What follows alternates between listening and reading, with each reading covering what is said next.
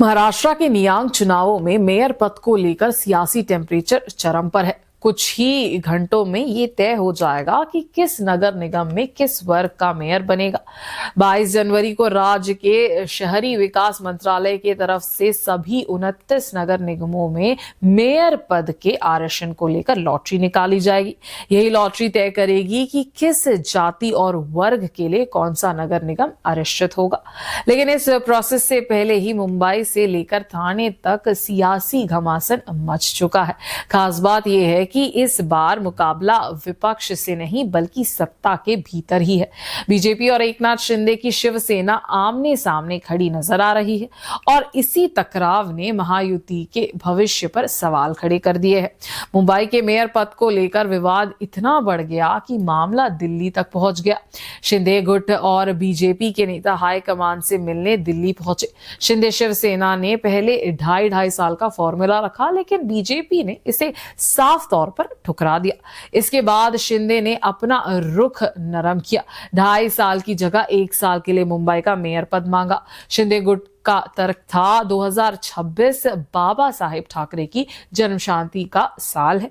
ऐसे में मुंबई का मेयर शिवसेना का होना चाहिए।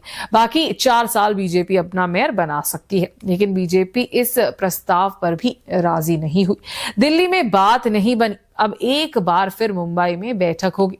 देवेंद्र फडणवीस 24 जनवरी को विदेश से लौटेंगे और एकनाथ शिंदे से मुलाकात करेंगे। इसके बाद ही तय होगा कि मुंबई के मेयर कौन बनेंगे। लेकिन फिलहाल स्थिति साफ नहीं है। शिंदे मेयर पद छोड़ने को तैयार नहीं है और बीजेपी भी पीछे हटने को राजी नहीं है। इसी बीच शिवसेना यूबीटी भी पूरी ताकत से मैदान पर उतर आई है। 22 जनवरी की लॉटरी पर उद्धव ठाकरे की नजर टिकी है। अगर मुंबई का मेयर पद एसटी वर्ग के लिए आरक्षित होता है तो फायदा सीधा शिवसेना यूबीटी को मिलेगा, क्योंकि इस वर्ग के सिर्फ 2 पार्षद चुने गए हैं और दोनों ही यूबीटी के हैं।